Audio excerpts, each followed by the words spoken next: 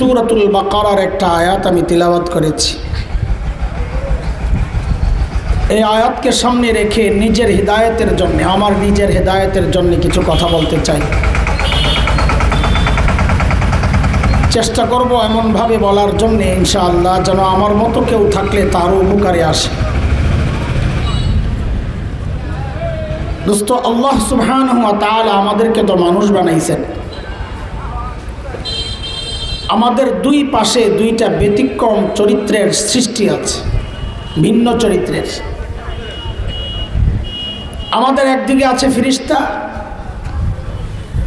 যাদের চরিত্র একরকম। আরেক দিকে আছে শয়তান, যাদের চরিত্র ঠিক ফেরেশতাদের উল্টা।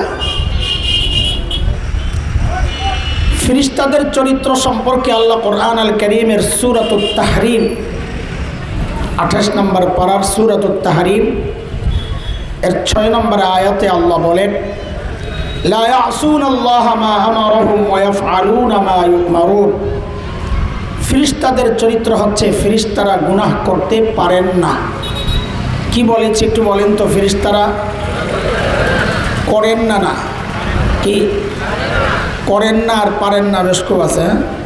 এটা পরে আবার বুঝবো আমরা ইনশাআল্লাহ। তো ফেরেশতাদের চরিত্র কি? ফেরেশতারা গুনাহ করতে পারেন না। এর ঠিক উল্টা হচ্ছে শয়তান। শয়তান ভালো কাজ করতে পারে না। এই যে ভিন্ন দুই চরিত্রের দুই সৃষ্টি আমাদের দুই পাশে, এই দুই চরিত্রের সংমিশ্রণে আল্লাহ আমাদেরকে মানুষ বানাইছেন। আমাদের মধ্যে ফেরেশতা চরিত্র আছে, আমরা ভালো কাজ করি। আবার শয়তানি চরিত্র আছে, শয়তানিও কম করি না। আল্লাহ নিজেই বলেছেন আমাদের এই চরিত্র সম্পর্কে সূরা আশ-শামসি ওয়া দুহাহার মধ্যে, ওয়ানাফসি ওয়া মা সাওয়াহা ফাআলহামাহা ফুজুরাহা ওয়া তাকওয়াহা قد أفلح من زكاها وقد خاب من دساها। মানুষের মধ্যে ভালো করার যোগ্যতাও আল্লাহ দিয়েছেন, খারাপ করার যোগ্যতাও আল্লাহ দিয়েছেন। আমাদের আলোচনাকে সাজানোর জন্যে আমরা এই মানুষের শ্রেণী করব তিনটা। কয়টা? আমার সাথে পড়া মুখস্থ করতে হবে আজকে, হ্যাঁ ইনশাআল্লাহ। এলোমেলো কথা না, এলোমেলো কথা বললে কারো কিছু মনে থাকে না। আমরা একটা নির্দিষ্ট বিষয় নিয়ে কথা বলবো ইনশাআল্লাহ, এক লাইনে চলতে থাকবো ইনশাআল্লাহ। আপনারাও আমার সাথে সাথে চলতে থাকবেন। আমি মাঝে মধ্যেই পড়া জিজ্ঞেস করবো, হ্যাঁ জবাব দিতে হবে ইনশাআল্লাহ। ইনশাআল্লাহ আলোচনাকে সাজানোর জন্য আজকে আমরা এখন ভূমিকার কথা বলতেছি। আলোচনার বিষয়বস্তু ঠিক করতে আমার সময় লাগবে অনেক। বিষয় ঠিক করার আগে ভূমিকার আগে বুঝে নেন, তো বিষয় বুঝে আসবে। তো মানুষকে কয়টা ভাগে ভাগ করতে চাই? জি, আপনারা কথা বলেন না।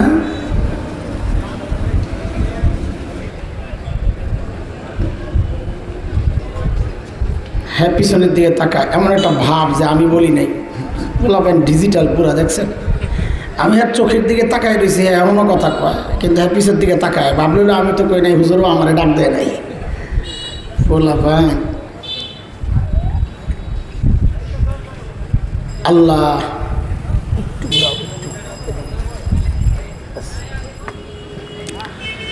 তো মানুষকে কয়টা ভাগে ভাগ করতে চাই ভাই?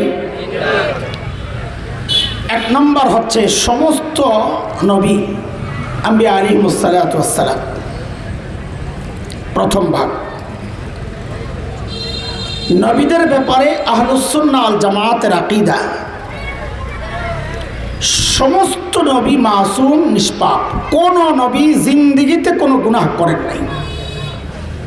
নবুয়ত পাওয়ার আগেও না, নবুয়ত পাওয়ার পরে তো প্রশ্নই আসে না।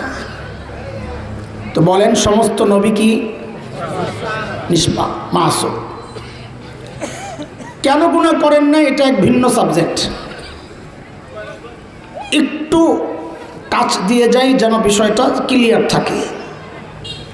নবীরা কেন গুনাহ করেন নাই? কারণ সমস্ত নবীকে আল্লাহ নিজেই গুনাহ থেকে বাঁচায়া রাখছেন, গুনাহ করতে দেন নাই।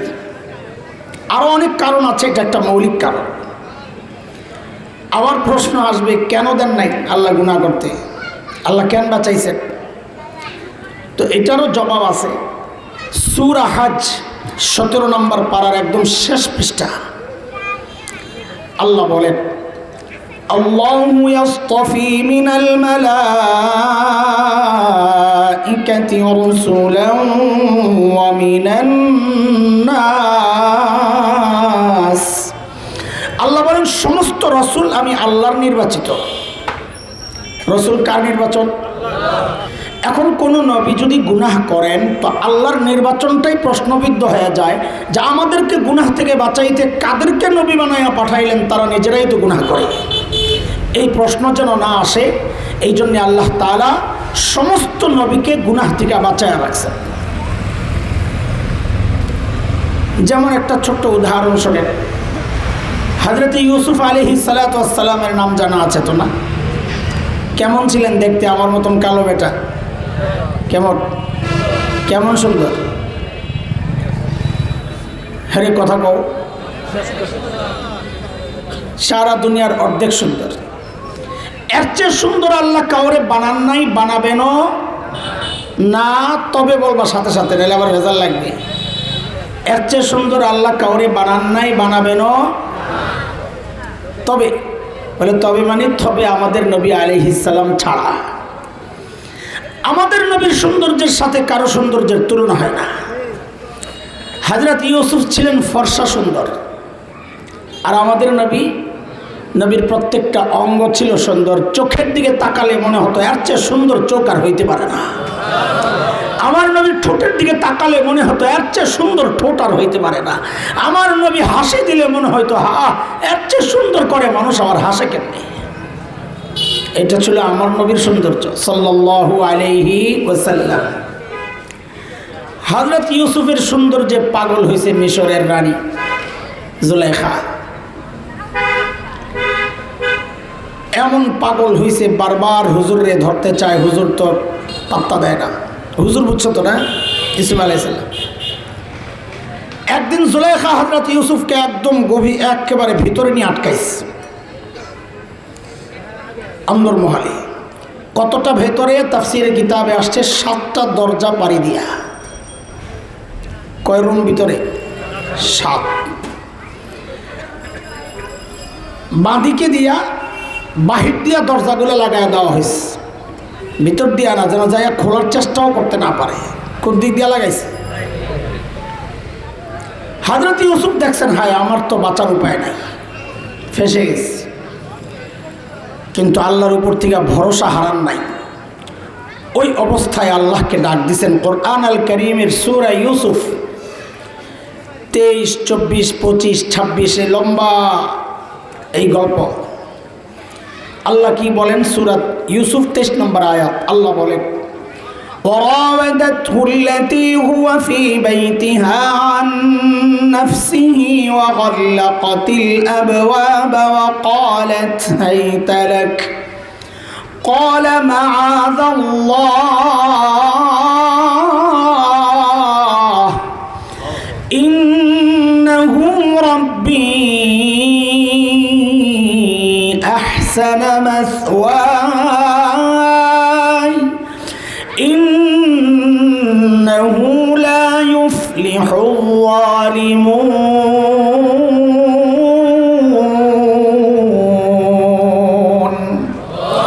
বিপদে পড়ে দিছেন এক চিৎকার, ও আল্লাহ আমারে বাঁচান। কারো ডাক দিছেন? তো 24 নম্বর আয়াতে আল্লাহ বলতেছেন, وَلَقَدْ هَمَّتْ بِهِ وَهَمَّ بِهَا لَوْلَا أَن رَّأَىٰ بُرْهَانَ رَبِّهِ كَذَٰلِكَ لِنَصْرِفَ عَنْهُ السُّوءَ وَالْفَحْشَاءَ إِنَّهُ مِنْ عِبَادِنَا الْمُخْلَصِينَ।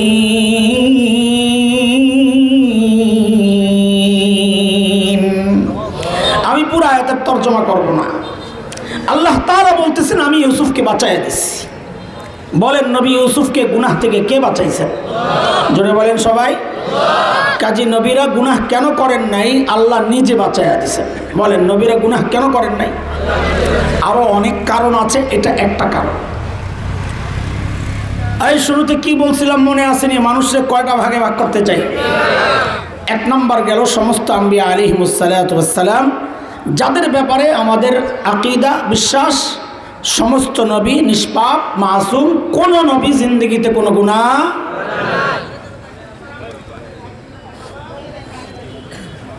মানুষের মধ্যে দ্বিতীয় যে শ্রেণীটা আমরা আলোচনায় আনতে চাই,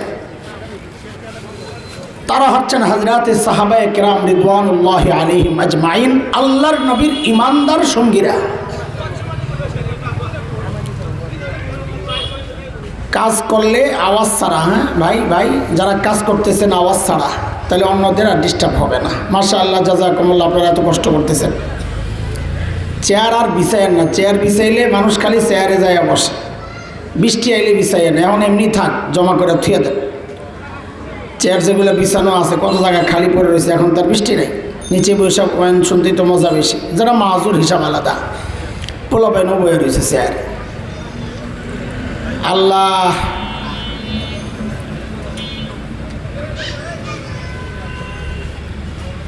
তুই যে জায়গায় চেয়ারে বসস, তোরে যদি কেউ টার্গেট করে তো এই বেড়ায় তো পরে নিয়ত পাল্টাই লেব না, এই পোলার কাছে মাইয়া দেওয়ান যাইব না।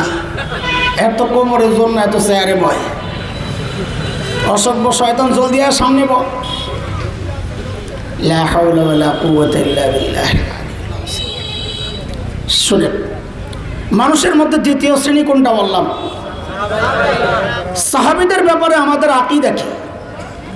আহলুস সুন্নাহ ওয়াল জামাতের অবস্থান কি?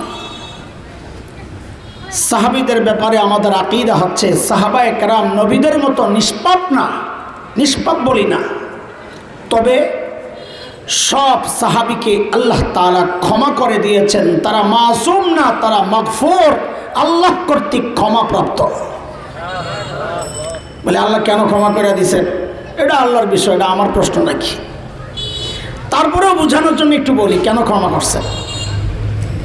দেখেন, আমি আপনি মুত্তাকির ড্রেস পরে রয়েছি, কিন্তু আমাদের পাশের মানুষ স্বীকার করে না আমরা মুত্তাকি। পাশের মানুষ মানে বউ, বউ বউ স্বীকার করে না জামাইয়ের তাকওয়া কোনোদিন। পীর সাহেবদেরকে জিজ্ঞেস করবেন, হুজুর আপনার বউ কি আপনার কাছে মুরিদ হইছে? দেখবেন এমন চেতা চেতা যাবে, এবার আর কথা জিজ্ঞেস করার কথা বাস না, আসলে জবাব নাই।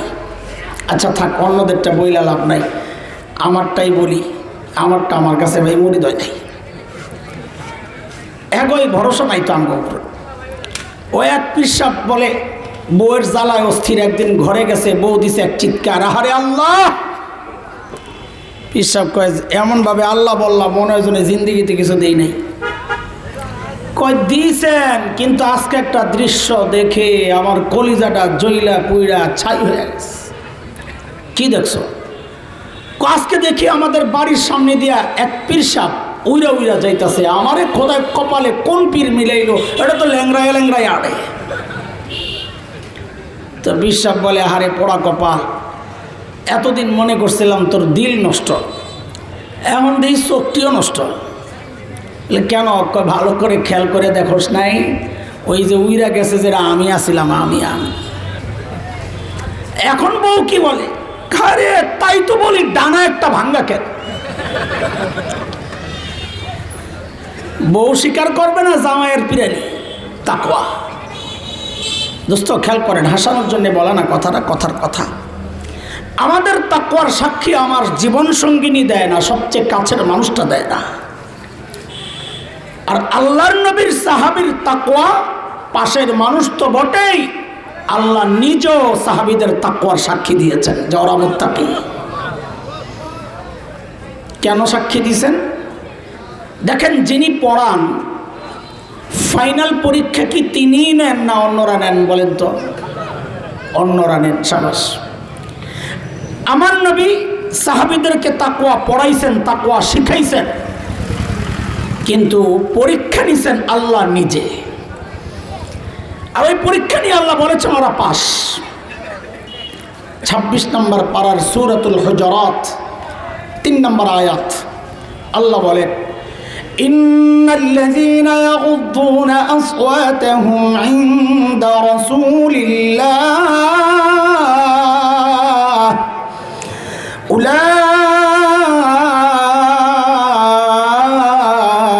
আল্লাযীনা ইমতাহানাল্লাহু কুলুবাহুম লিত্তাকওয়া লাহুম মাগফিরাতুন ওয়া আজরুন আযীম।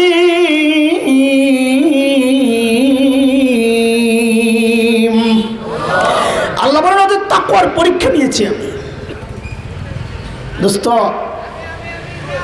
কিছু দুষ্ট লোক যে সাহাবীদের সমালোচনা করবে ভবিষ্যতে, এই খবর আল্লাহর ছিল না ছিল না? যদি বলেন, কিছু দুষ্ট লোক যে সাহাবীদের দোষ তালাশ করবে অথবা এমন লিখনি তৈরি করবে যে লিখনি পড়া মানুষ সাহাবী বিদ্বেষী হয়ে যায়, এই খবর আল্লাহর ছিল না ছিল না? তো আল্লাহ আগেই জানায় রাখছেন কোরআন নাজিলের সময় যে দেখো, সাহাবীদের তাকওয়া যেহেতু ঠিক আছে, তো ওরা কিছু ভুলও করছে, তোমরা তো বলবা আমি জানি, তো শুনে নাও, লাহুম মাগফিরা, আমি আল্লাহ ওদেরকে মাফ করে দিলাম। আল্লাহ যাদেরকে মাফ করেছেন তাদেরকে নিয়ে কথা বলার তুমি আমি কে? আপরা কপাল হতভাগা।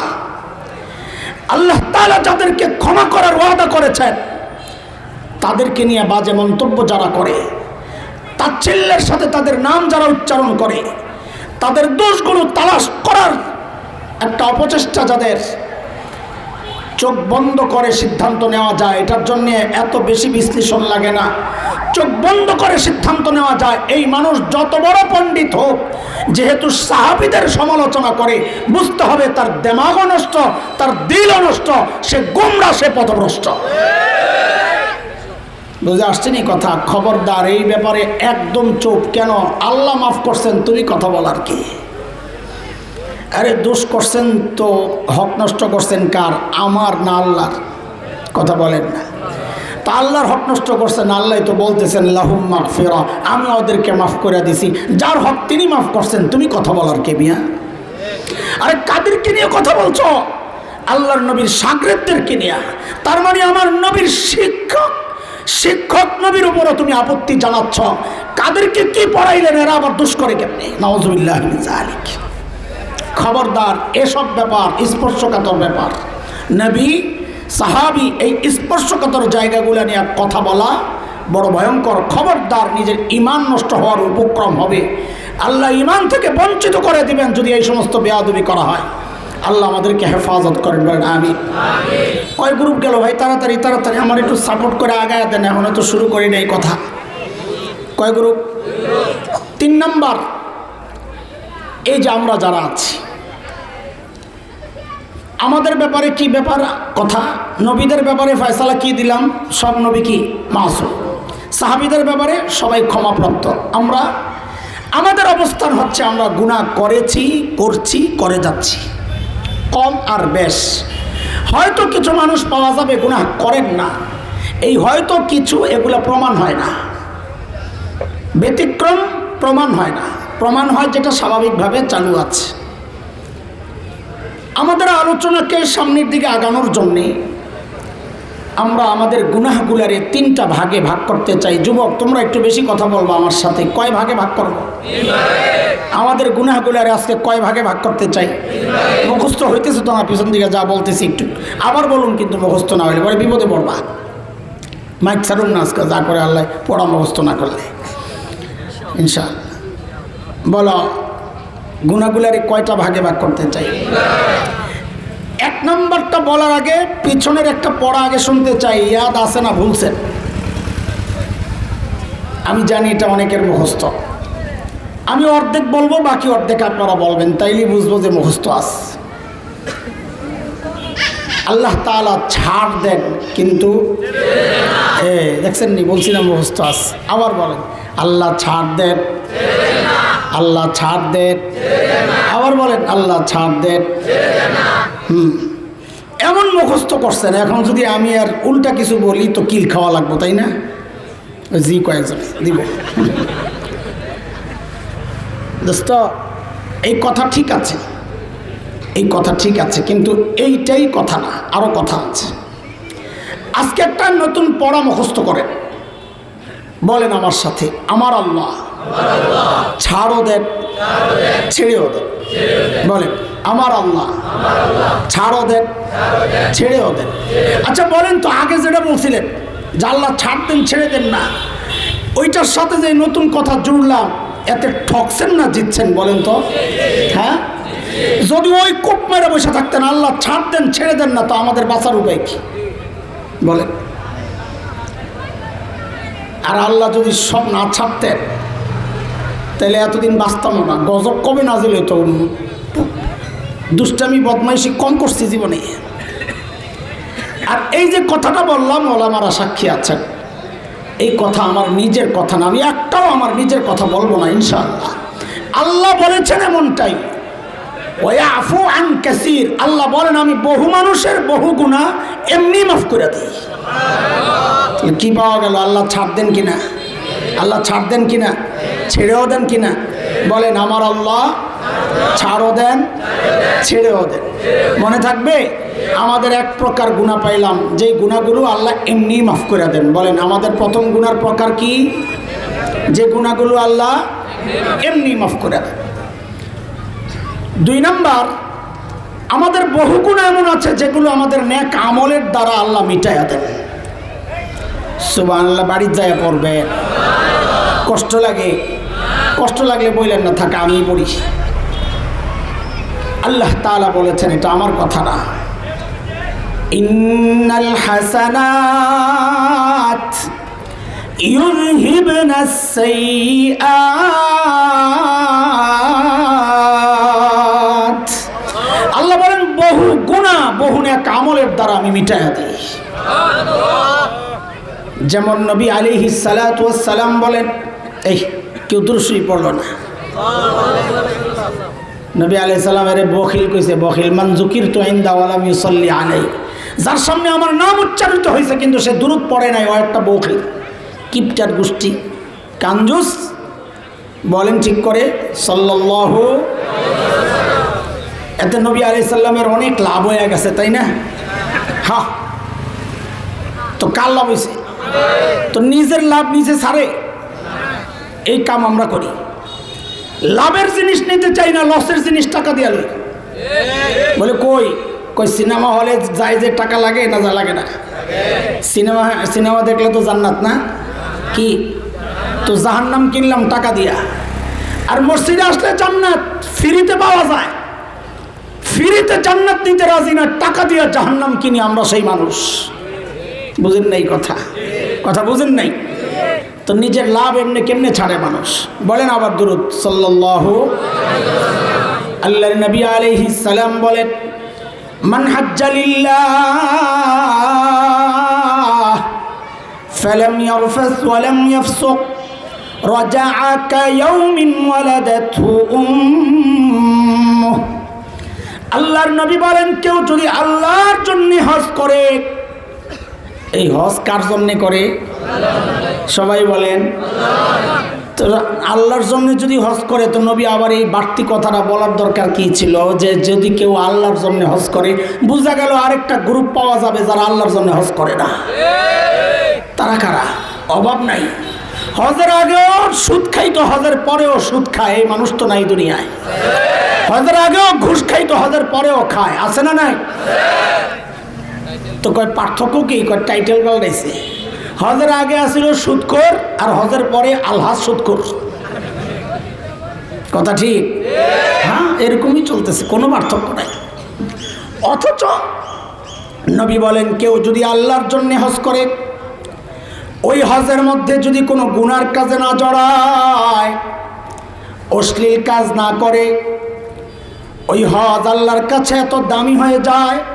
আল্লাহর নবী বলেন, ওই হজ করে যখন কেউ বাড়ি আসে, আল্লাহ তাআলা ওই হজের দ্বারা তার জীবনের গুনাহগুলো এমনভাবে মুছে দেন যেন আজকেই তার মা তাকে জন্ম দিলেন। আর মা যেদিন জন্ম দিয়েছিলেন সেদিন আমাদের গুনাহ ছিল কয়টা? কয়টা? কবিরা কয়টা? সগীরা কয়টা? তো নবী বলেন, মা যেদিন জন্ম দিয়েছেন সেদিন যেমন নিষ্পাপ ছিল, এই সত্যিকার হজ যার, সে যখন বাড়ি আসে ওই রকম নিষ্পাপ হয়ে আসে, ঘরে ফেরত আসে। সুবহানাল্লাহ।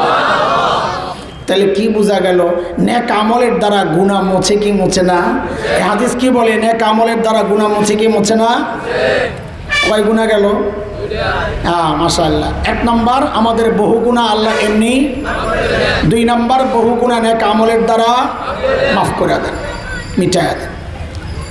3 নম্বর, ওই যে পরাজেরা মুখস্থ করছিলেন, আমাদের বহু গুনাহ এমন আছে যেগুলো আল্লাহ ছাড় দেন কিন্তু, হ্যাঁ জোরে বলেন, এবার ভুল হইব না, এবার ঠিক আছে বলেন।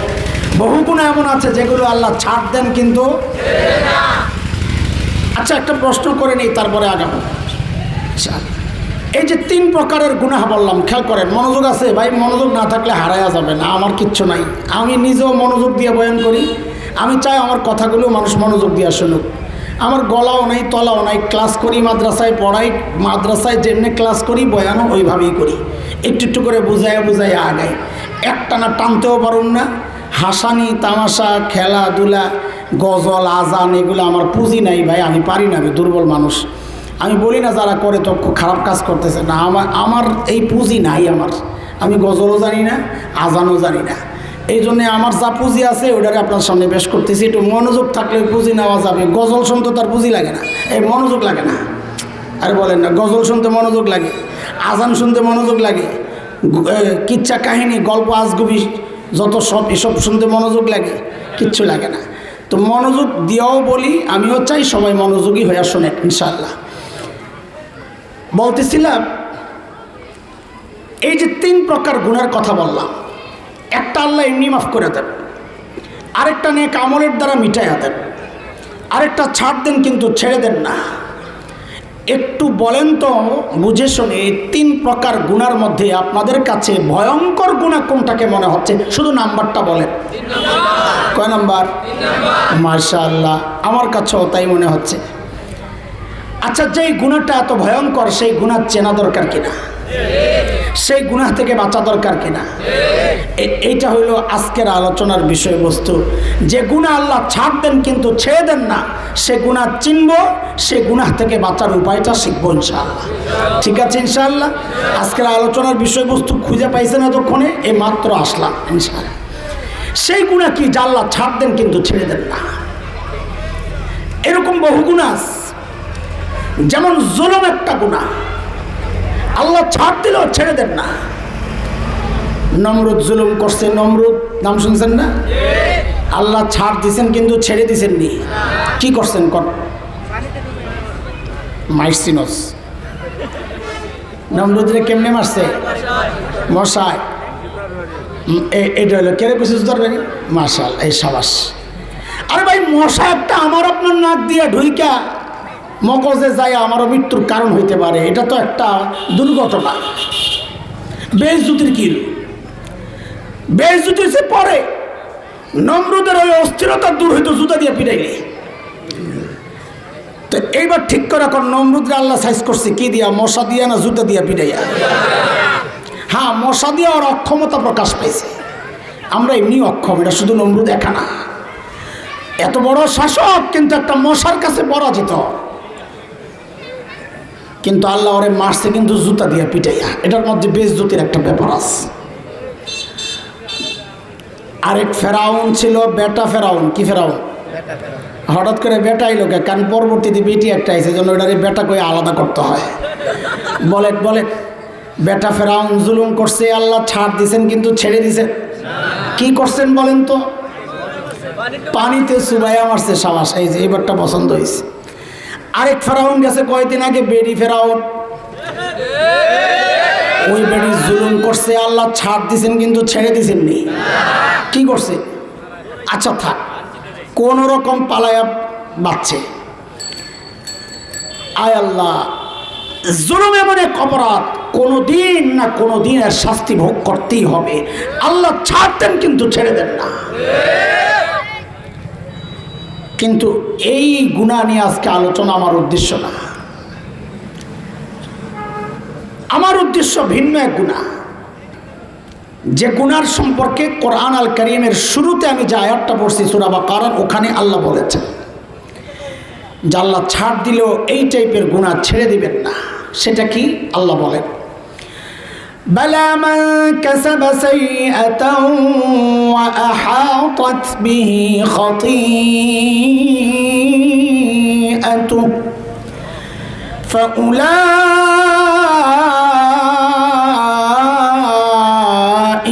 আসহাবুন নার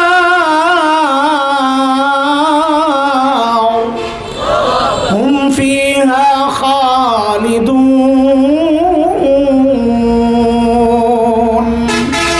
আল্লাহ বলেন যে গুনাহ মানুষকে ঘিরে নেয় আমি ছাড়বো না। এই খেয়াল করেন, যে গুনাহ মানুষকে ঘিরে নেয় মানে কি? তো মুফাসসিররা ব্যাখ্যা দিয়েছেন, ঘিরে নেয় মানে যে গুনাহে বান্দা ফেঁসে যায়, ছাড়তে পারে না। আরো সহজ করে বলা যায় যে গুনাহ মানুষ নিয়মিত করে ছাড়তে পারে না। বলেন কোন গুনাহ আল্লাহ ছাড় দিবেন, ছেড়ে দিবেন না? যে গুনাহ মানুষ, বলেন একটু বলেন বলেন বলেন, যে গুনাহ মানুষ। এখন নিয়মিত গুনাহ কোনটা? ও ভাই, ওটা আপনার একটা হইতে পারে, আমার আরেকটা হইতে পারে, ওই ভাইয়ের একটা হইতে পারে, ওই ভাইয়ের আরেকটা হইতে পারে। কেউ নিয়মিত সুদ খায়, ছাড়তে পারে না। কেউ নিয়মিত মিথ্যা বলে, ছাড়তে পারে না। কেউ নিয়মিত নেশা করে, ছাড়তে পারে না। এক একজনের এক একটা হইতে পারে। কিন্তু আমরা এই সমাজ নিয়ে ভাবি, এই সমাজে খুব গভীরভাবে যখন দেখলাম তো আমার নজরে পড়ছে এই সমাজের এমন 5টা গুনাহ আছে যে গুনার মধ্যে এই সমাজের বিপুল সংখ্যায় মানুষ জড়ায়া নিয়মিত করে, ছাড়তে পারে না। সেই 5 গুনাহ আজকে আমরা আলোচনায় আনবো ইনশাআল্লাহ। বলেন কয় গুনাহ? কয়টা? 1 নম্বর, যে গুনার মধ্যে এই সমাজের সব শ্রেণীর মানুষ জড়িত। আমার মতো কোনো এইরকম হুজুরও জড়িত, কোনো পীর জড়িত, মুরিদরা তো আছেই, কোনো ইমাম জড়িত, মুসল্লি তো আছে, নারী জড়িত, পুরুষ জড়িত, জওয়ান জড়িত, বুড়া জড়িত, আলেম জড়িত, সাধারণ মানুষ জড়িত। সেই গুনাহটার নাম হচ্ছে গীবতের গুনাহ। বলেন বলেন, সে গুনার নাম কি? এটা পানিবাত হয়ে গেছে এখন, পানিবাত। আগে তো গীবত করার জন্য আরেকজন লাগতো, তাই না? 3য় জনের গীবত করতো, তাই না? এখন গীবত করার জন্য আরেকজন লাগে না, মোবাইলটা খুললে একটা পোস্ট দিয়া দেয়, বাস গীবত শুরু হয়ে গেছে। আগে গীবত করতো ব্যক্তি পর্যায়ে 2 জনে মিল্লা, আর এখন গীবত করে আন্তর্জাতিকভাবে। এক পোস্ট দেয়, সারা দুনিয়া থেকে মানুষ দেখে। বলেন বলেন বলেন। এরপরে আবার কতক্ষণ পর পর চেক করে, লাইক পড়লো কয়টা, কমেন্ট পড়লো কয়টা, শেয়ার হইলো কয়টা। মানে ও দেখে ও যে আকামটা করছে, এই আকামে আরো কে শরীক হইছে। বলেন না কথা। আগে গীবত করতো 2 জনে মিললে, এখন এক গীবতে 1000 মানুষ জড়ায়া যায়। কথা ঠিক? তো ঠিক মানে চালায় রাখবো ইনশাআল্লাহ, ছাড়বো। বলেন ইনশাআল্লাহ। বলেন গীবত করবো না, গীবত শুনবো না। আরে ভাই কি লাভ? কি লাভ? আরেকজনের বসে বসে বদনাম করে কি লাভ? ওই হুজুর কি করছে, বাস তুমি ফেসবুকে একটা দিয়া দিলা। আরে আলেম ভুল করলে আলেম ধরবে, মাঝখানে তুমি কেন ভেজালে পড়ো? কেন তুমি ওখানে কমেন্ট করে করে নিজের গুনার পাল্লা ভারী করতেছ? কেন করো এটা? খবরদার খবরদার, এটা এক ভয়ঙ্কর গুনাহ। পুলসেরাতে আটকায় দিবেন আল্লাহ তাআলা যাদের গীবত করা হয়েছে, তারা আটকায় দিবে। আল্লাহ আমার ইজ্জত নষ্ট করেছে, আমি বিচার চাই। কি করবা তখন? হাদিসে আসছে নিজের আমলগুলো দেওয়া লাগবে। আমল শেষ হয়ে গেলে তার গুনাহগুলো নেওয়া লাগবে। নবী বলেন সে মিসকিন, দুনিয়ায় আমল করেছে অথচ এখন আমল খালি, দুনিয়ায় গুনাহ করে না অথচ এখন গুনাহ দিয়ে আমল নামা ভরে গেছে, সে তো মিসকিন। কয় গুনাহ মোট ভাই বলেন তাড়াতাড়ি? 1 নম্বর গুনাহ, সবাই বলেন, গীবত। চিনেন? আরেকজনের কি করা? বদনাম করা। যদি তার মধ্যে ওই বদনামের কথা থাকে, যদি থাকে, আপনি বদনাম করছেন, এই লোকটা এই খারাপ লোক, মিথ্যা কথা কয়, ভালো মানুষ না, আসলেও সে মিথ্যা কথা বলে, তখন কি হবে? গীবত হবে। এটাই গীবত, এটাই কি? যদি না থাকে এটা আরো ভয়ঙ্কর অপবাদ, অপরাধ। তাকে বলে অপবাদ, তাকে বলে না থাকলে অপবাদ, থাকলে গীবত, দুইটাই হারাম।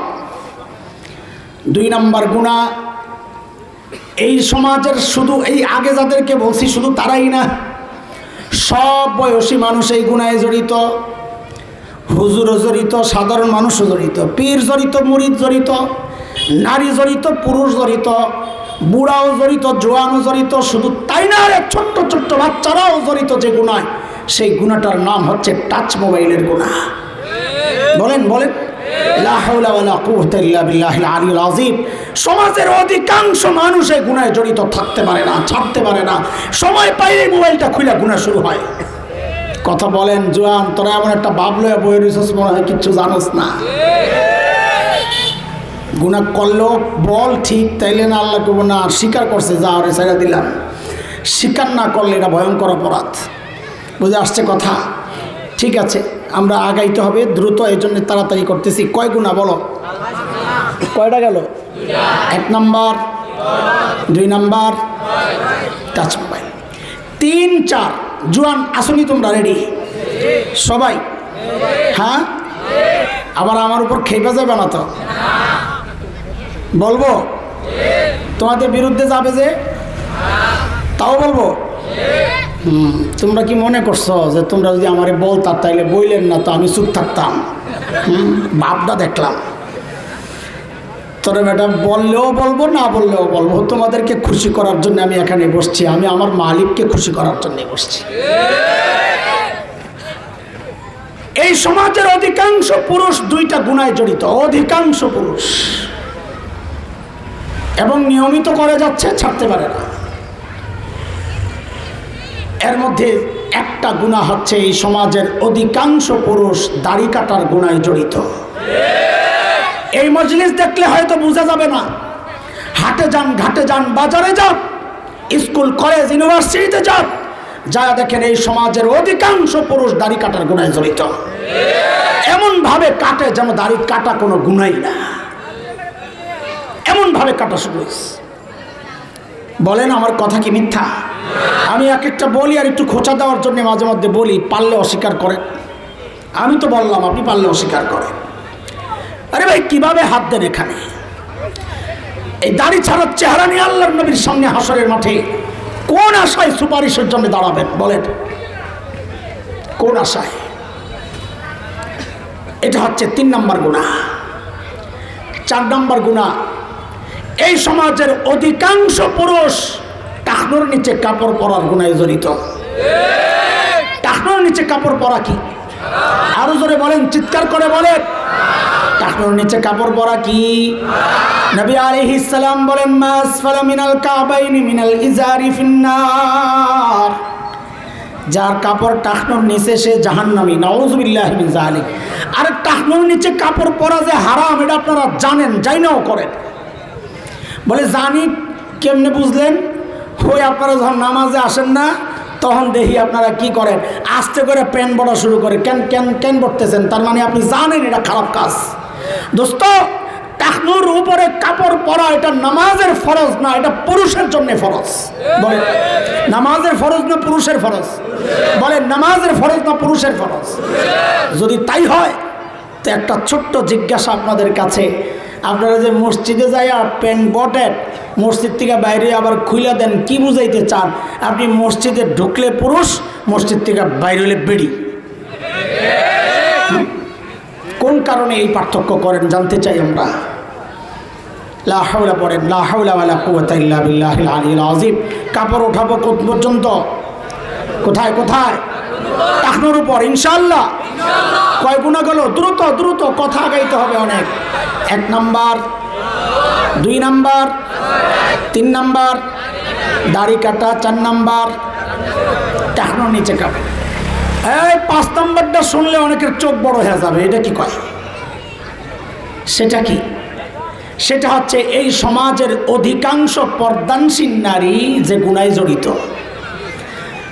আরে পর্দা করে না যে তারা আমরা হিসাবই ধরি না, এটা বাদ। আমরা আলোচনা করতেছি যে পর্দা করে তাকে নিয়ে অধিকাংশ পর্দানশীল নারী এই গুনায় জড়িত। বলে বুঝলাম না কথা। হ্যাঁ, বোঝানোর জন্যই তো আসা। এটা বোঝার জন্য আগে কোরআন দেখেন। কোরআন আল কারীমের 18 নম্বর পারার সূরাতুন নূর 30 নম্বর আয়াতে আল্লাহ পুরুষের পর্দা সম্পর্কে বলেছেন। 31 নম্বর আয়াত আল্লাহ মেয়েদের পর্দা সম্পর্কে বলতে গিয়ে এক জায়গায় ছোট্ট করে বলেন, ওয়ালা ইউবদিনা যিনাতাহুন্না, মেয়েরা যেন তাদের সৌন্দর্য প্রকাশ না করে। মুফাসসিরিনে কেরাম এখান থেকে বলেন যে মেয়েরা সৌন্দর্য প্রকাশ না করার হুকুম আল্লাহর, এটা হচ্ছে পর্দার মূল বিষয়। কাজী কোনো নারী যদি ঘরে ছালার চটকায় দিয়ে নিজের সৌন্দর্য গোপন করে তো ইসলাম বলবে সে শরিয়া অনুযায়ী পর্দা করেছে। কোনো মেয়ে যদি ঘরের কাঁথামুড়ু দিয়ে নিজের সৌন্দর্য গোপন করে তো ইসলাম বলবে সে শরিয়া অনুযায়ী পর্দা করেছে। কিন্তু কোনো নারী যদি ফিটফাট বোরকা, রং বেরঙের বোরকা, ডিজাইনের বোরকা পরে পর্দা করে তো ইসলাম বলবে সে শরিয়া অনুযায়ী পর্দা করে নাই। কেন? শরীয়তের পর্দা হচ্ছে সৌন্দর্য গোপন করার জন্যে। কিন্তু দুঃখজনক হলেও সত্য, আজকালকার অধিকাংশ বোরকা দিয়ে সৌন্দর্য গোপন হয় না, বরং সৌন্দর্য ওপেন হয়। আগেরগুলা কি বেঠিক ছিল? তো এই জায়গায় আওয়াজ বেশি যে শরম লাগে না? ওই বেডি বোরকা কই পায়? তুমি না কিনা দিলে নিজে কিনে তো আবার হেনে কয়, ঠিক জোরে কয়, বেহায়ার গোষ্ঠী। খবরদার, বোরকা পরাইতে হবে ঢিলে ঢালা, বোরকা পরাইতে হবে ডিজাইন ছাড়া, বোরকা পরাইতে হবে এমন রঙের যে রঙের দিকে পুরুষের আকর্ষণ কম, কালো। কেন? বোরকা দিয়া তোমার দিকে আকর্ষণের জন্য না, বোরকা হচ্ছে আকর্ষণকে ঠেক দেওয়ার জন্যে। বোরকা দিয়া পুরুষকে আকর্ষণ করার জন্য না, বোরকা হচ্ছে পুরুষের দুষ্ট চোখ থেকে নিজেকে বাঁচানোর জন্য। কথা বলেন ঠিক কিনা? আজকালকার বোরকা দিয়ে যে ফ্যাশন হয় তার একটা উদাহরণ শোনেন। কুমিল্লা ক্যান্টনমেন্ট, ওখানে একটা মেয়েকে ধর্ষণ করে হত্যা করা হয়েছিল। পোলাপাইন দুই একজন নাম কি কইতে পারবা? হ্যাঁ, সাবাস, তনু। তনু, আরে আছে তো, সচেতন পোলাপাইন আছে। তনু তনু তনু ছিল হিজাবি। কি ছিল? হিজাবি। চিনেন হিজাবি? চিনেন না? ওরা বলে ওর না, আমি বলি তেনা। তেনা চিকুন একটা ফিনফিনের তেনা রে, চুলগুলারে মাথার উপরে বাঁধাকপির মতো বেঁধে ওই পাতলা ওড়নাটা দিয়ে সুন্দর করে পেঁচাইয়া মুখটারে সুন্দর করে ফাঁকা রেখা সিপটিফিন একটা মেরে দিয়ে এখন একটা বাপ, উনি রাবেয়া বসিয়া, উনি কি এটার নাম দিছে হিজাবি। ওই তনু ছিল হিজাবি। আমি আমার বোনটার বাজে দিকগুলো আলোচনা করে তাকে খাটো করতে চাই না, বরং দোয়া করি আল্লাহ আমার এই বোনটাকে, সে মজলুম, আল্লাহ যেন তাকে মাফ করে দেন। তনুকে যখন হত্যা করা হয় তখন সুযোগ সন্ধানী শয়তান তাসলিমা নাসরিন কলকাতা থেকে ফেসবুকে একটা লেখা দিছিল যে মোল্লারা এখন কি বলবে। মোল্লারা যে বলে পর্দা, হিজাব, নারীর ইজ্জত, নারীর নিরাপত্তা, নারীর সম্ভ্রম, নারীর সম্মান মর্যাদা রক্ষা করে, কোথায়? তনু তো হিজাবই ছিল, তনুর হিজাব তো তনুকে বাঁচায় নেয়। এখন মোল্লারা কি বলবে? খোসা দিছে করে। তো 6-7 বছর আগের বিষয়। তো আমি ফেসবুক তখন একটু চালাই। আমি যাই বেডির একটা মেসেজ দিছি, ম্যাডাম কথা ঠিক, তনুর হিজাব বাঁচায় নাই। কারণ কি জানে? তনুর হিজাবটা ছিল তসলিমা মার্কা হিজাব, এটা ইসলামের হিজাব ছিল না। কারণ ইসলামের হিজাব দিয়া সৌন্দর্য গোপন করে, আর ওই হিজাব দিয়া সৌন্দর্য প্রকাশ করে। কথা বলে আজকালকার বোরকা এটা পর্দার জন্য পরে না, আজকালকার বোরকা এটাকে পোশাক হিসাবে পরে, নিজের ভেতরের অসৌন্দর্যটা গোপন করার জন্যে, ময়লা কাপড় গোপন করার জন্যে সুন্দর একটা বোরকা জড়ায় রাস্তায় বের হয়ে যায়। এটার নাম পর্দা না, এটা পর্দার নামে ফাঁকিবাজি, পর্দার নামে ধোঁকা, পর্দার নামে এটা নিয়ে একটা মস্কারা করা ছাড়া কিচ্ছু না। কয় গুণা গেল ভাই? জোরে বলেন, জোরে বলেন। 1 number, 2 number, 3 number, 4 number, 5 number ফ্যাশনের বোরকা। একবারে বলে ফেলো, 5 নাম্বার। মাশাআল্লাহ, মুখস্থ হইতেছে না? হ্যাঁ, একদম মূল পয়েন্টে চলে আসছি। সেটা হলো, ভাই একটা কথা শোনেন মনোযোগ দিয়া।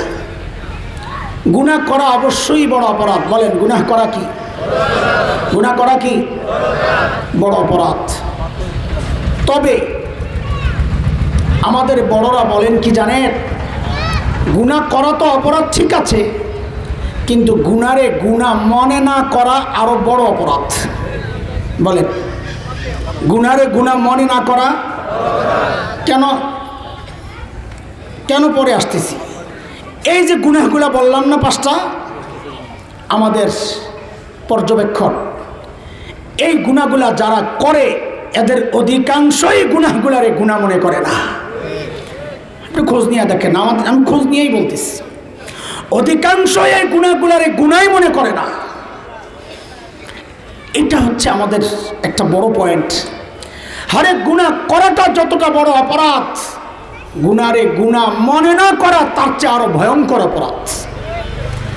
কথাটা কি বুঝে আসছে? কেন কেন আমি এটা পরে বলতেছি ইনশাল্লাহ। কেন গুনারে গুনাহ মনে না করা গুনাহ করার চেয়ে বড় অপরাধ? কেন? এবার কেনটা শোনেন, শুধু মনে রেখেন কোত্থেকে নিয়ে গেলাম, আবার জায়গায় আসবো ইনশাল্লাহ। শয়তানকে আল্লাহ যখন তাড়াইয়া দিচ্ছিলেন বাইর হ, তখন শয়তান আল্লাহর কাছে 3টা আবদার করছিল। কয়টা? বিষয়টা কেমন একটু বুঝেন, আগে একটা উদাহরণ দিয়া শুনে। 3-4 বছর আগে আমি ছিলাম মদিনায় হজের সফরে। তো আমরা মদিনায় গেলে মদিনা ইউনিভার্সিটিতে যে সমস্ত বাংলাদেশি ছেলেরা পড়ে ওরা আমাদের সাথে দেখা সাক্ষাতে আসে, আমাদের ছাত্রও আছে। তো একদিনে 3-4টা এসে হাসতেছে, বলে হুজুর আজকে একটা কাজ হয়েছে। কী হয়েছে? বলে আজকে মদিনার পুলিশ আমাদের বাংলাদেশের হজ মিশনে ফোন দিছে, আপনাদের এক হাজি সাহেব ধরা পড়ছে, ওরে নিয়ে যান। হাজি সাহেব ধরা পড়ছে মানে কি? কি অপরাধ? বলে ভিক্ষা করে। ভিক্ষা করে অপরাধ কি? তো হজ মিশন থেকে আমাদেরকে ছাত্রদেরকে পাঠাইছে, তোমরা যাই ধরে নিয়ে আসো আর কি, উদ্ধার করে নিয়ে আসো। আমরা যায়া দিহি পুলিশ স্টেশনে এক বাংলাদেশি হাজি সাহেব বসে রয়েছে, যে তার 2 হাত কাটা, 2 হাত খুব নিশ্চিন্তায় বসে রয়েছে। সে যে আসামি হিসাবে ধরা পড়ছে, তার মুখের মধ্যে কোনো ভাবান্তর নাই, টেনশন ফ্রি। তো আমরা ভাবলাম পরে কথাবার্তা বলি, আগে সুডাইয়া গাড়িতে ওঠাই। পরে গাড়িতে উঠায় জিজ্ঞেস করতেছি, চাচা হাত কাটছে কেমনি? আমরা তো মনে করছি অ্যাক্সিডেন্ট হয়েছে মনে হয়। কয় বাজান আসিলাম ডাকাত। কি আসিল? গণপিটুনি খাইয়া হাত 2টা হারাইছি। হুজুর এমনভাবে বলতেছে মনে হয় যেন ডাকাতি কোনো অপরাধ না, একটা সম্মানজনক পেশা। কয়ার পর আল্লাহ তো রাজ্জাক, আল্লাহ কে রাম করে না খাওয়া রাখবো? তো কি খাওয়ায়, কেমনে খান, কেমনে চলে? বলে হজের মৌসুম আইলে অল্প টাকা দিয়ে হজে আয় পড়ি, আইসা মক্কা মদিনা মিনা মুজদালিফা আরাফায় ভিক্ষা করি। আলহামদুলিল্লাহ আলহামদুলিল্লাহ, আল্লাহ শুকর, আল্লাহ যা দেন খরচ টরচ ওইটা সারা বছর চলতে পারি। সুবহানাল্লাহ। হজের অফিসে বসে রাখছে অগরে, আরে ওই আল্লাহর বান্দারে দেশে পাঠাইয়া দিবে। বলবেন শুনবে না, দেশে পাঠাইয়া দিবে। ওই পুলিশই বলছে ওর হজ করার দরকার নাই, ওরা দেশে পাঠাইয়া দেবে। তো যখন বুঝছে যে ওরা দেশে পাঠানোর পরিকল্পনা চলতেছে, ও হঠাৎ করে বইলা উঠছে, আমারই কি দেশে পাঠাইয়া দিবে? তোরে যেই অপরাধ করছো পাঠাবো না? আচ্ছা পাঠাইবেন ভালো কথা, তো আমার যে পাঠাইয়া দিবেন, আপনারা কি আমার খালি হাতে পাঠাইয়া দিবেন? কিছু দিবেন টিবেন না? হ্যাঁ যে ইনভেস্ট করছে এটা ওটাই তুইব না, হ্যারসিং তৈল ওইটা। এই গল্প শুনে নাই আমার শয়তানের কথা মনে পড়ছে। শয়তানরে আল্লাহ যখন বলছে তুই বাইর হ, তো শয়তানও তখন আল্লাহরে কইছে, আল্লাহ আমার যে বাইর করে দিবেন, কিছু দিবেন টিবেন না? তা আল্লাহ বলে তোর কি লাগবে? তো শয়তান প্রথম কয়, আল্লাহ রব্বি আনজিরনি ইলা ইয়াউমি ইউবআসুন, আমাকে পুনরুত্থান দিবস পর্যন্ত হায়াত বাড়ায়া দেন। আল্লাহকে দিলাম যা কিয়ামত পর্যন্ত। আরেকটা বলে, আরেকটা কি? আদমকে তো সন্তান দিবেন, অনেক সন্তান হবে আদমের। আমি যে দুনিয়ায় যাইয়া বলবো আয় খেলা হবে, তা আমার বাহিনী লাগবো না, আমারও পোলাপান দেওয়া লাগবে। তা আল্লাহ বলে যা তোরেও দিলাম, যা তোরও সন্তান হবে, যা। আল্লাহ শেষ আখেরি একটা আরজি, কি? আমারে বনি আদমের ভিতরে ঢুকে চক্রান্ত করার শক্তি দেন। তা আল্লাহ বলেন যা, তাও দিলাম। তা হাদিসে আসছে নবী আলাইহিস সালাম বলেন, ইন্না শাইতান ইয়াজরি মিনাল ইনসান মাজারাদ দাম শয়তান মানুষের রক্তের রেশায় রেশায় দৌড়ায়। কয় সুযোগ পাইছে? জোরে কয় না। আমার বাবা আদম আলাইহিস সালাম পাশে বসে বসে কান্না করে, আরে আমার পোলাপাইনের কি হবো, হ্যাঁ তো সব সুযোগ, এমনি তো শয়তান, আবার পাইছে অস্ত্র, আমার কি হবে? তো আল্লাহ দেখছেন বান্দা কাঁদতেছে, কি হয়েছে, কান্দেন কেন? আমার সন্তানের কি হবে, আমারও কিছু সুযোগ দেন। তো আল্লাহ বলেন, যান, আপনার একটা সুযোগ দিয়ে দিলাম, আপনার সন্তানের জন্য অল টাইম একটা অফার, ও আমল করবে একটা, আমি উঠাইয়া দিব 10টা। কার কথা? মান জাআ বিল হাসানাহ ফালাহু আশরু আমসালিহা ওয়া মান জাআ বিস সাইয়্যাহ ফালা ইউজজা ইল্লা মিসলাহা। নেকি করবে একটা, উঠবে কয়টা? আরো জোরে বলেন। গুনাহ করবে একটা, উঠবে কয়টা? আমার বাবা তাও কান্না করে। কি সে কান্না করেন যে? বলে আমার সন্তান নেকি একটা করলে দিবেন 10টা, অনেকে একটা করলে গুনাহ করবে 20টা। তখন হিসাব কত হইব? একটা গুনাহ করছে 20, একটা নেকি করছে 20টা গুনাহ করছে, তখন হিসাব কত হবে? 10টা 20টা। হুজুর বুড়া মানুষ খেয়াল করে, তোরা পোলাবেন হিসাব মানুষ পরীক্ষা দিয়ে লেগে ফেল করস, কত হইব? আল্লাহ তাআলা বলেন আপনি চিন্তা করেন না, আরেকটা সুযোগ দিচ্ছি না। কি বলে? আমি ফেরেশতা দিয়ে আপনার বান্দারের চারদিক থেকে ব্র্যাকেট দিয়া একটা নিরাপত্তা বলয় তৈরি করে দেব, যেন শয়তান কাছে যেতে না পারে। সূরা রাত 13 নম্বর পারা 9 নম্বর পৃষ্ঠা আল্লাহ বলেন, লাহু মুআক্কিবাতুন মিন বাইনি ইয়াদাইহি ওয়া মিন খালফিহি ইয়াহফাযুনাহু মিন আমরিল্লাহ।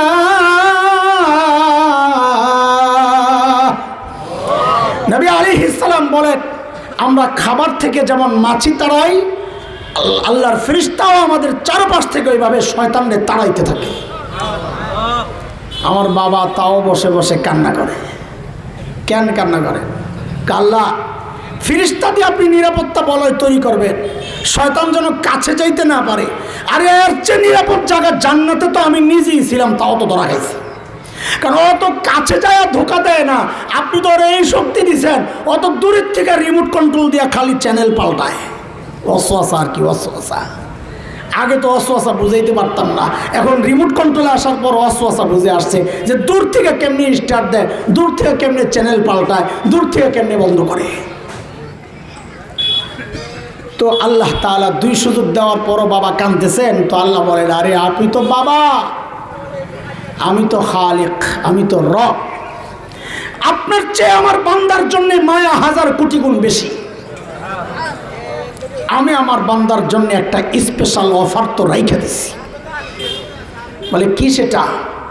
তো আল্লাহ বলেন, আমার বান্দা গুনাহ করবে সারা জীবন, গুনাহ করতে করতে চুলদারি সাদা, শেষ বয়সে আইসাও যদি একবার অনুতপ্ত হইয়া খালি বলে, আল্লাহ আমি ভুল করছি, আমারে মাফ করে দেন, আমি তার জিন্দেগির সব গুনাহ খাতা মাফ করে দিব।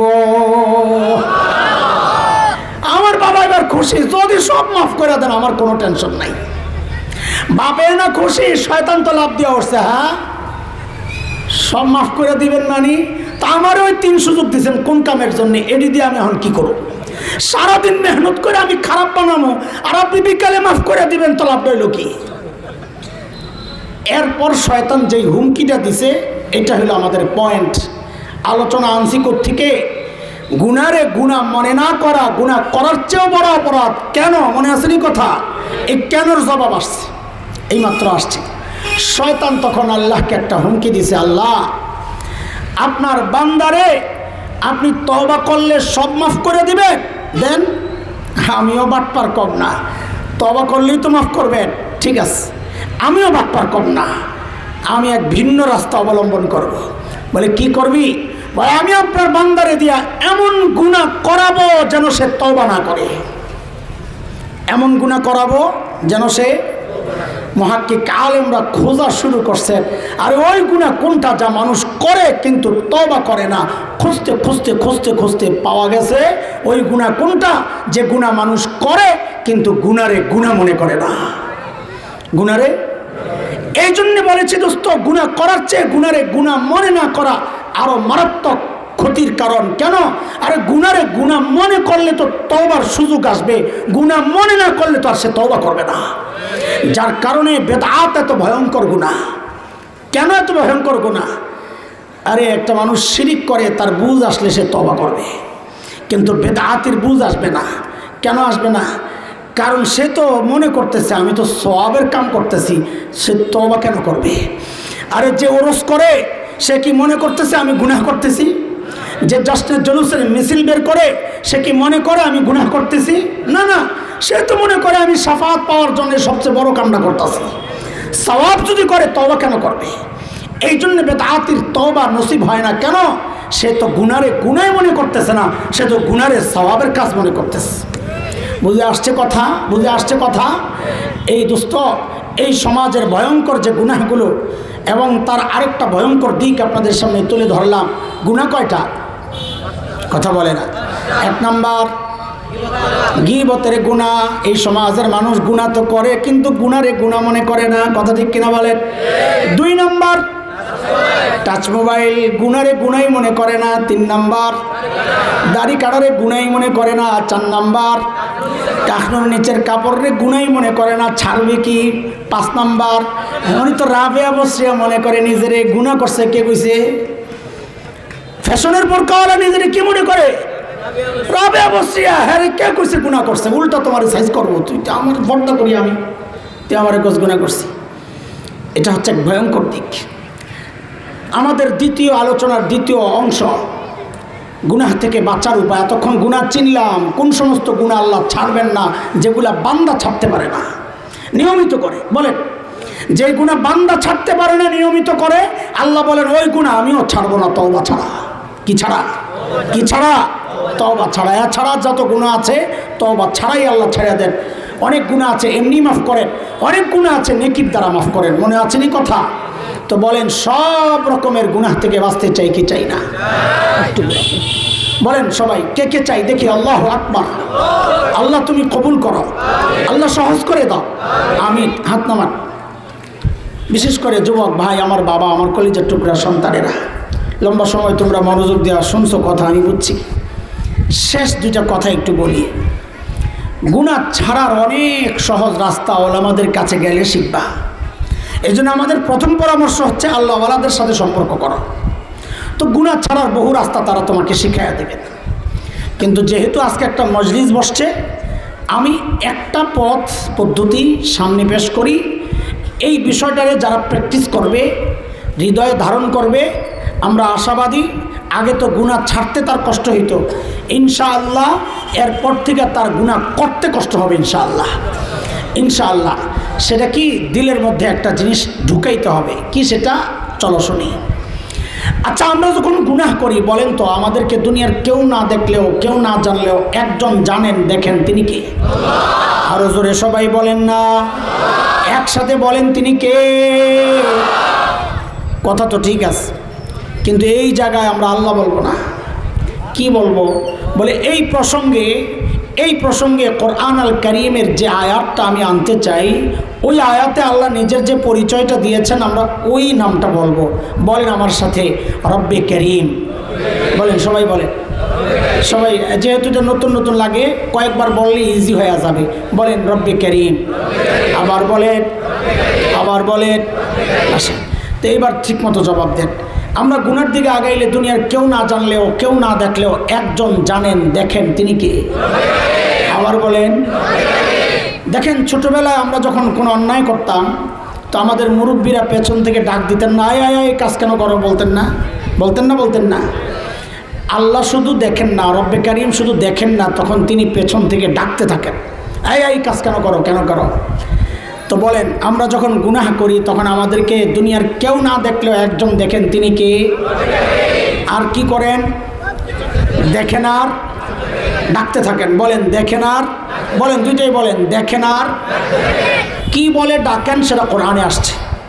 আম্মা পারা, শেষ পারা, এর 5 নম্বর সূরা, 6 আয়াত, 6, 7, 8 এই আয়াতগুলো পড়বেন, তাফসীর কিতাব দেখবেন আল্লাহ কি বলে ডাকেন। আল্লাহ নিজেই বলতেছেন, ইয়া আইয়ুহাল ইনসান মা গররাকা বিরাব্বিকাল কারীম।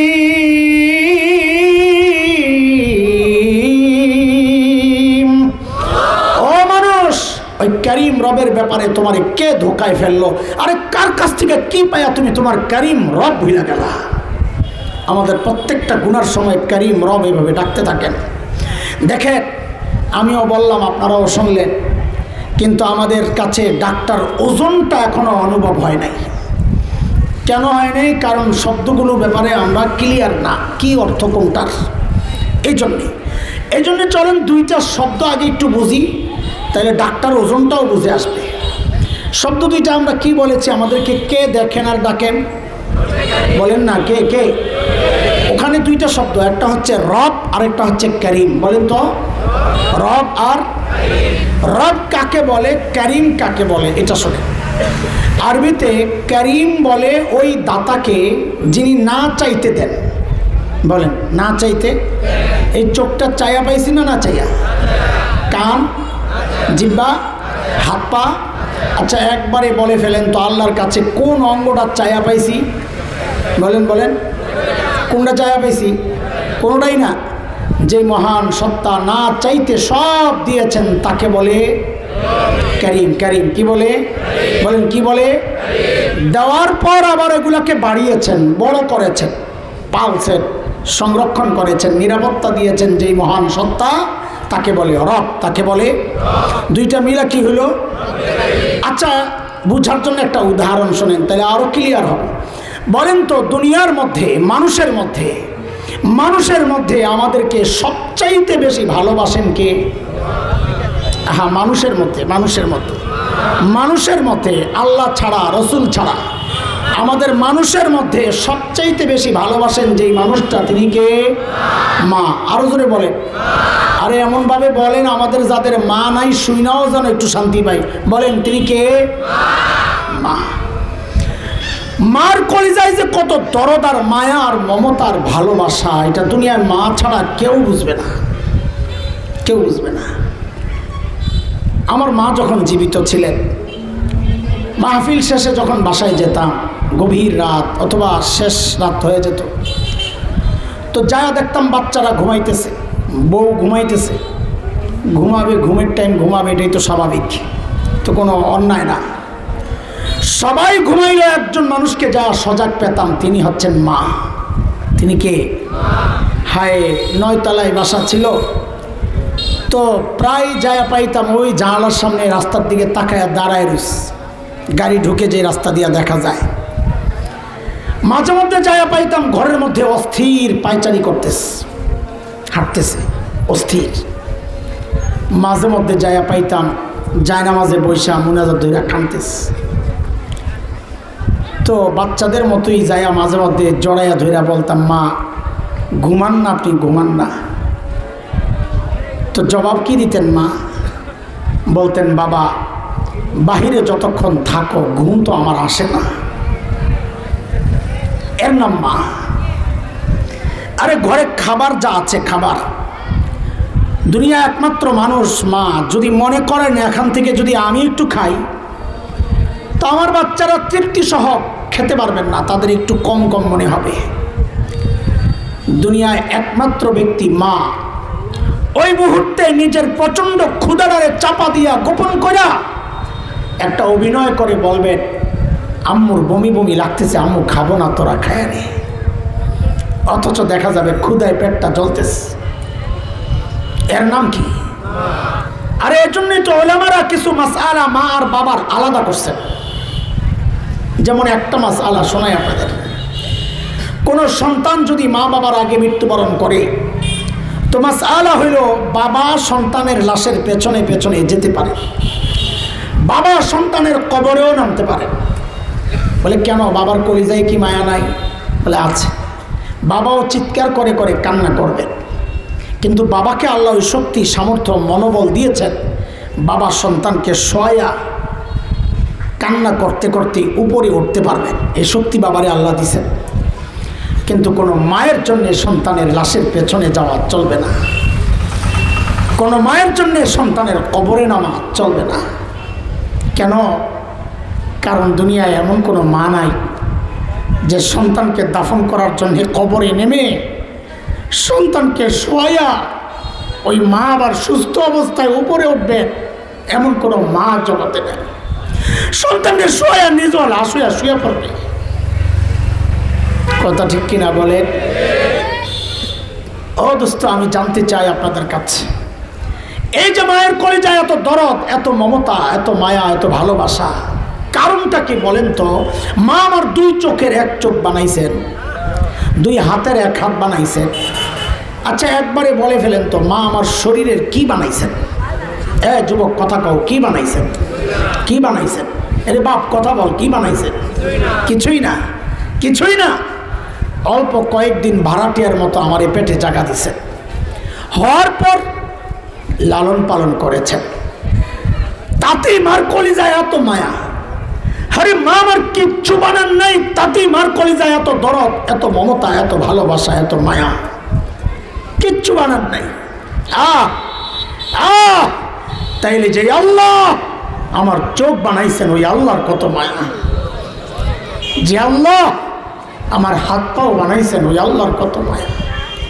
যে আল্লাহ আমার এত এত নিয়ামত দিয়া বাঁচায় রাখছেন, ওই আল্লাহর কত মায়া। বলে রে জালিম, কত মায়া তুমি দেখো না, বুঝো না?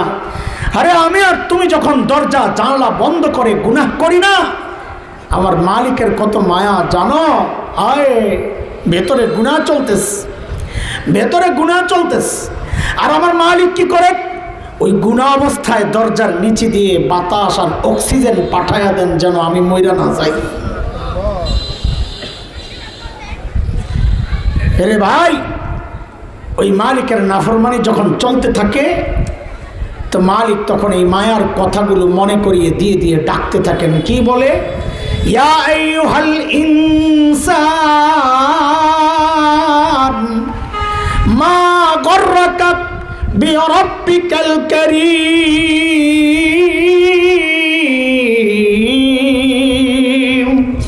হে মানুষ, যে চোখ দিয়া তুই গান দেখতেছস, নাচ দেখতেছস, ওই চোখ কিন্তু তোর এই নায়ক নায়িকা দেয় নাই, আমি করিম দিছি, তোরে নাচাইতে দিছি। আরে যে কান দিয়ে তুই গান শুনতেছস, ওই কান কিন্তু তোর ওই গায়ক গায়িকা দেয় নাই, আমি করিম দিছি, নাচাইতে দিছি।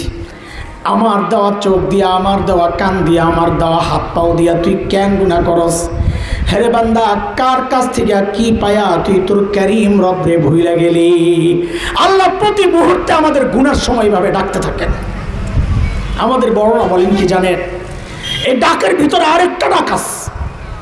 বলে কি সেটা? বলে আল্লাহ যেন বলেন, এরে বান্দা কি হইল তোর? তোর ছোট্ট বাচ্চারা তাকায়া থাকলে তুই গুনাহ করস না, তোর লজ্জা লাগে? তোর মুরব্বী তাকায়া থাকলে তুই গুনাহ করস না, তোর লজ্জা লাগে? তোর শ্বশুর শাশুড়ি তাকায়া থাকলে তুই গুনাহ করস না, তোর লজ্জা লাগে? আরে কি হইল তোর?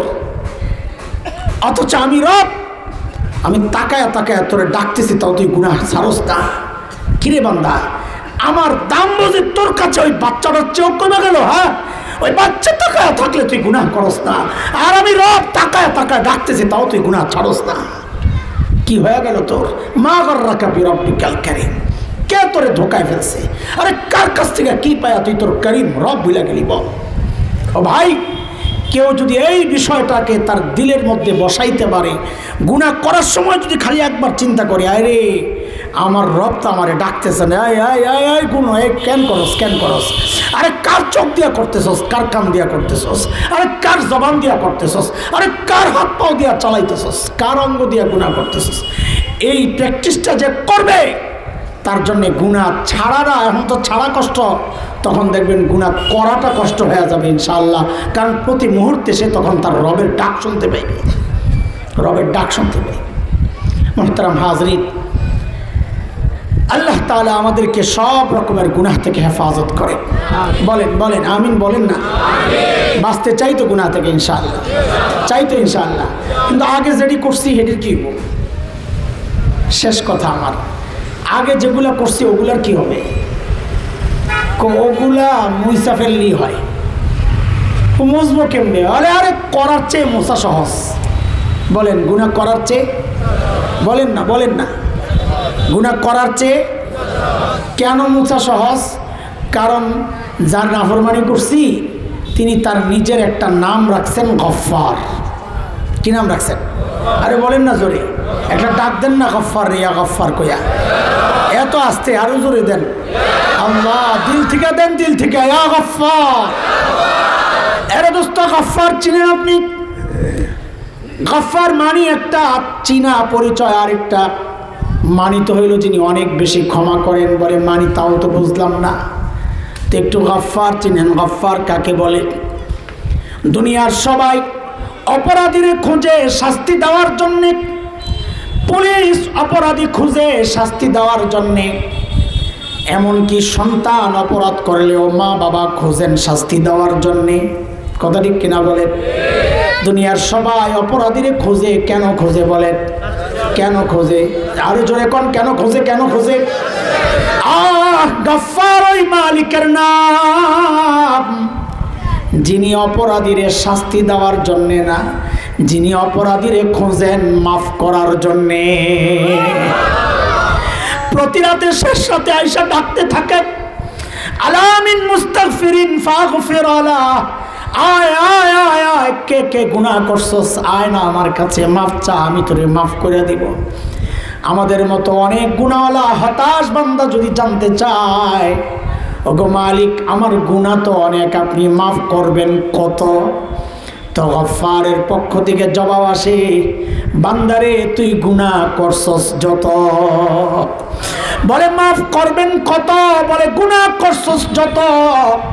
বলে তাও একটু বলেন না কত? তো হাদিসে কুদসি আল্লাহ নিজে বলেছেন, নবী আলাইহিস সালাম তার শব্দ দিয়ে আমাদেরকে জানাইছেন। আল্লাহ বলেন, আমার কোন বান্দার গুনার পরিমাণ যদি সারা দুনিয়া ভরে যায়, ভরতে ভরতে ভরতে ভরতে উপরের দিকে উঠতে উঠতে স্তূপ হতে হতে, আল্লাহ বলেন যদি ওই গুনাহ যায় ওই আসমানের সাথে যায় লাগে। কোথায় কোথায়? আরো জোরে বলেন কোথায়? এর দোস্ত, আসমান কত দূর জানেননি? বিজ্ঞানীরা আবিষ্কার করেছে লক্ষ কোটি মাইল দূরে নক্ষত্রগুলো, কিন্তু আসমান কত দূর আজ পর্যন্ত আবিষ্কার থাক দূরের কথা, এখন পর্যন্ত কেউ কল্পনাও করতে পারে নাই। আমার মালিক বলেন, বান্দার গুনার পরিমাণ যদি সারা দুনিয়া ভরে যায়, ভরতে ভরতে ভরতে যায় যদি ওই আসমানের সাথে যায়ও লাগে, এই বিশাল গুনার ভান্ডার দিয়া আমার বান্দা যদি আমার দরবারে আয়েশা বলে, ওগো মালিক আমি ভুল করছি, আমারে মাফ করে দাও, তো আল্লাহ বলেন লা উবালি, আমার কোনো পরোয়া নাই, বান্দা মাফ চাওয়ার সাথে সাথে আমি তার গুনাহগুলা মাফ করে দিব। আল্লাহু আকবার, চিৎকার করে বলেন আল্লাহ। এমন মালিক থাকতে গুনাহ নিয়ে যে ঘুমাইতে যায়, ওর মতো বোকা কেউ নাই। আমি তো মাঝে মাঝে নিজেরই ধিক্কার দিই, বেটা তোর কাছে তোর দিলটা, তোর কলবটা, তোর কাছে তোর জুতার চেয়েও কম দামি, তোর জুতাটাও তোর কলবের চেয়ে দামি। কেন? কারণ জুতা ময়লা লাগলে সাথে সাথে ধুয়ে ফেলি। বলেন বলেন না, জুতায় ময়লা লাগলে, ময়লা জুতা লিয়া কেউ চলে না, এটারে মোছে কালার করে কত কিছু করে, সুবহানাল্লাহ। ময়লা জুতা একটু ময়লা লাগলে ধোয়ার জন্য অস্থির হয়ে যায় সাথে সাথে, অথচ কলবের ময়লাগুলো নিয়ে বছরকে বছর ঘুরতেছি, ধোয়ার কোনো নামগন্ধ নাই। তার মানে কি? আমার কাছে আমার কলবের চেয়ে আমার জুতাটার মূল্য বেশি। কথা বলেন? আমি এতটাই হতভাগা, এতটাই পোড়া কপাল না দোস্ত। অথচ জুতা ধুইতে যতটুকু পানি লাগে, কলবটা ধুইতে অতটুকু পানি লাগে না। আরে গোটা কলবটা পরিষ্কার করার জন্য তো এক ফোঁটা চোখের পানি যথেষ্ট ছিল, একটা অনুতপ্তের যথেষ্ট ছিল। কি করলাম, কি করলাম। চোখের পানি অনেকের আসে না, কিন্তু হৃদয় কাঁদে, হইতে পারে। তো আমাদের বড়রা বলেন, আরে যদি কেউ অনুতপ্ত হইয়া লজ্জিত হইয়া যে আমি কি করলাম, আর করবো না, বলে ওই বলার সাথে সাথেই তো তার গুনার প্যাকেট নিচে দিয়ে ছিঁড়া গুনাহগুলো গড় করে সব বেরিয়ে যাবে। আল্লাহ তাআলা আমাদেরকে গুনাহমুক্ত জীবনযাপনের তৌফিক দান করেন। অতীতের সমস্ত গুনাহ খাতা আজকে এই ময়দানে রেখে পাক সাফ হয়ে ঘরে যাওয়ার তৌফিক দান করেন। নামাজের বিরতির আগে যদি ওনাদের কোনো কাজ থাকে করবেন। আমরা চাই সময় মতো নামাজটা হয়ে গেলে 7:15 বাজে, সাধারণত 7:30টাই তো নামাজ হয়। নামাজের পর মাদ্রাসার ছাত্রদের দস্তারবন্দি হবে, পাগড়ি হবে। ঢাকা থেকে মোহতারাম বুজুর্গ ওলামারা আসবেন, বড় বড় আলিমরা আসবেন, তাদের কথা শুনবেন, মুহাদ্দিসরা আসবেন, তাদের কথা শুনবেন ইনশাআল্লাহ। আল্লাহ তাআলা আমাদেরকে সে তৌফিক দান করেন, আমিন। যে সমস্ত ছাত্ররা পাগড়ি নিবে আমরা ওদের জন্য দোয়া করি, আল্লাহ ওদেরকে হক্কানি রব্বানি আলেম বানায়া দেন, আমিন। ওয়া আখিরু দাওয়ানা আলহামদুলিল্লাহি রাব্বিল